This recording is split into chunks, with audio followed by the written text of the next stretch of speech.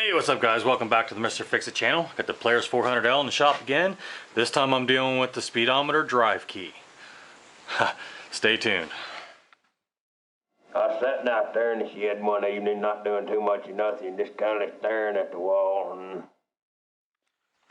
So ever since I got my APV registration for this quad, I've been out at the state park just tearing up, ripping, and just giving this thing everything it's got with a bunch of buddies of mine, and this thing is held up surprisingly quite well. Latest issue is I always like to track how many miles we went out on the trails, and my speedometer quit working. So you always check this first.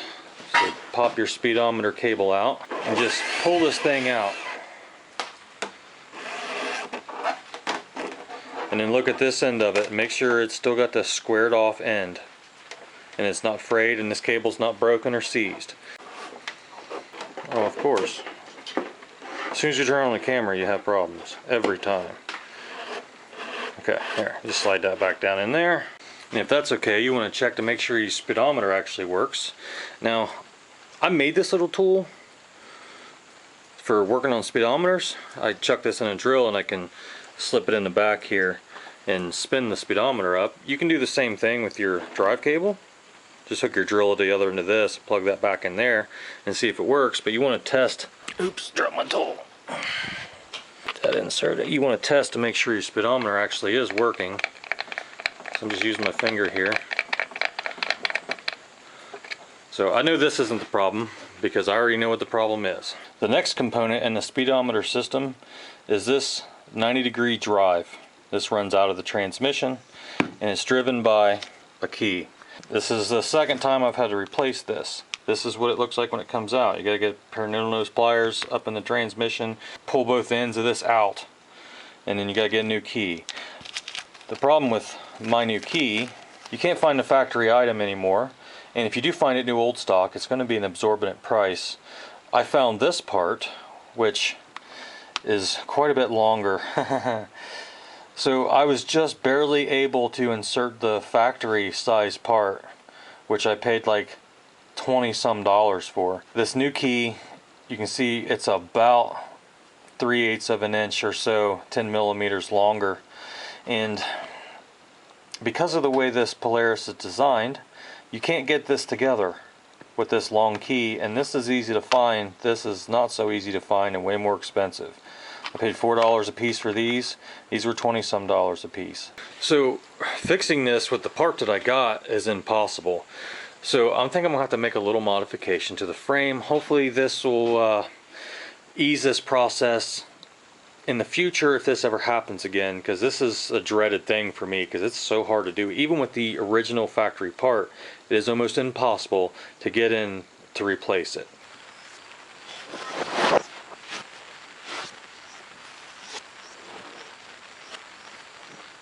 Now laying it on its side like this makes this a whole lot easier. You do not have to do this. You can climb underneath, but I'm a big guy and there's not much room, so I'm just gonna push that thing on its side. I did drain all the gas out.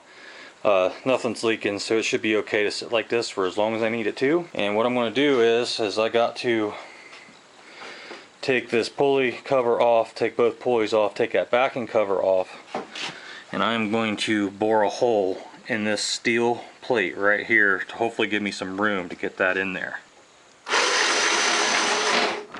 So now I have this hole in the frame, and that should give me just enough clearance to get this thing installed. You gotta angle this thing in here in such a way. You gotta get that started down in there. Of course, it's got to line up. It's got to key together because it's a square. So you gotta kind of wiggle around, get this thing started in there somehow. Turn it just a little bit.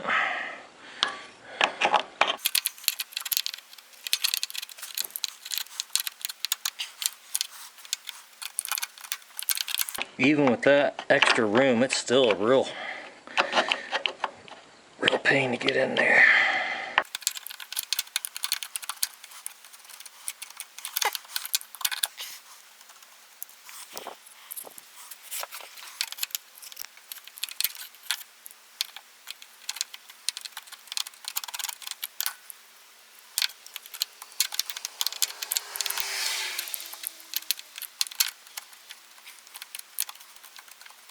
Oh, got it. Whew.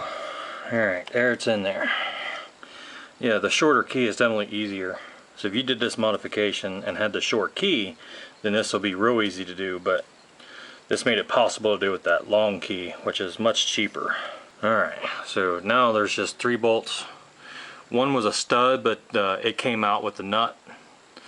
So we just got to put the 3 fasteners back in, hook the cable back up, and the speedometer should work after that.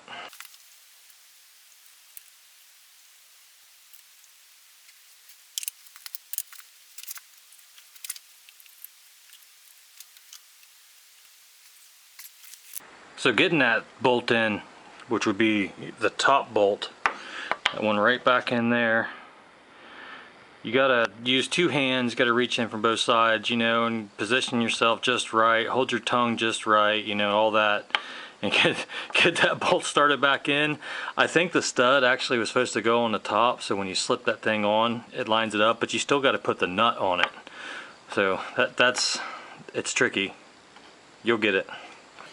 And just reconnect your speedometer cable here.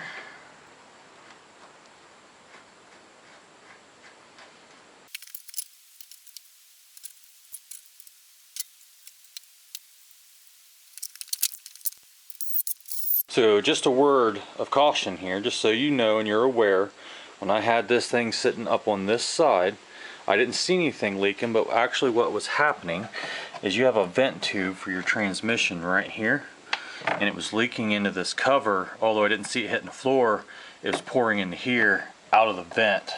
So if you're gonna lay your quad on its side like I did, make sure you pinch off or plug off this vent tube so the oil can't leak out.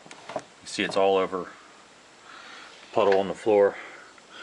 I didn't see anything dripping until I laid it back down on its tires. So keep that in mind.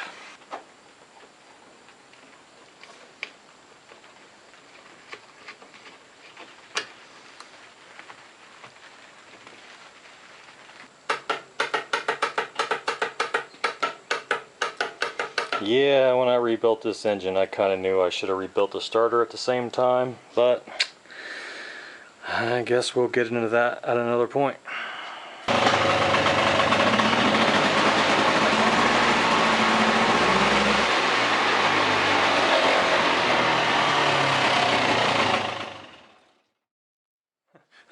Well, that's how I did it. If you guys got a better way, feel free to leave it down in the comments. While I've been working on this, I realized that the starter needs rebuilt and the swing arm bushings are bad. So if you want to see more of that, consider subscribing. Don't be afraid to fix it. Thanks for watching.